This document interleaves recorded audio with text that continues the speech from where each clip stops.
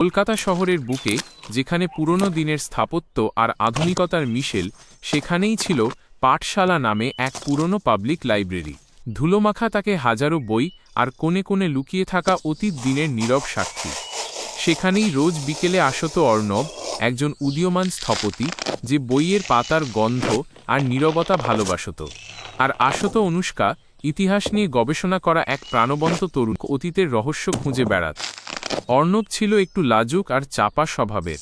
তার কল্পনার জগৎ ছিল তার স্কেচবুক আর হারানো ইতিহাসের গল্পে ভরা। অন্যদিকে অনুষ্কা ছিল ঝরনার মতো উচ্ছল, কথা বলতে ভালোবাসত, তবে তার মন ছিল গভীর, সমুদ্রের মতো। তাদের প্রথম দেখাটা হয়েছিল খুবই অদ্ভুতভাবে।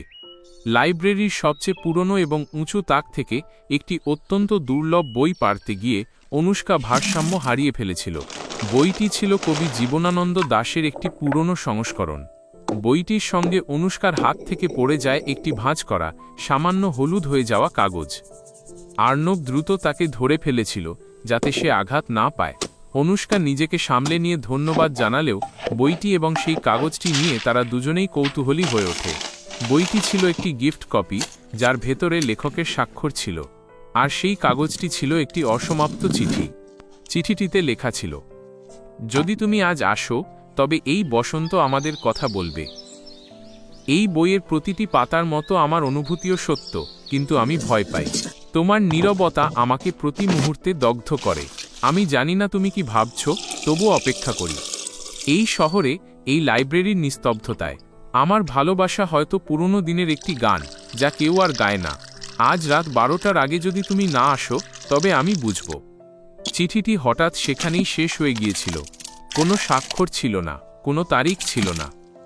অর্ণব অনুষ্কার দিকে তাকিয়ে বলল, মনে হচ্ছে এটা বহু বছর আগের কোনো অপূর্ণ প্রেমের গল্প। অনুষ্কা বলল, হতে পারে এটা বহু বছর আগে এই লাইব্রেরিতেই লেখা হয়েছিল।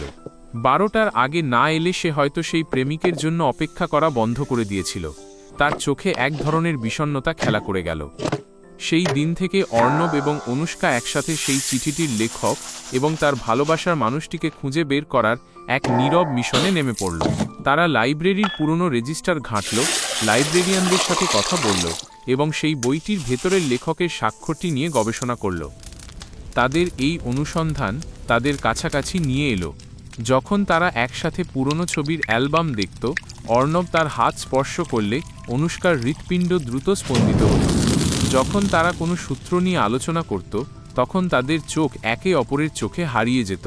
অর্ণব তার স্কেচবুকে অনুষ্কার স্কেচ আঁকা শুরু করল, কখনো বই পড়ছে, কখনো হাসি মুখে আলোচনা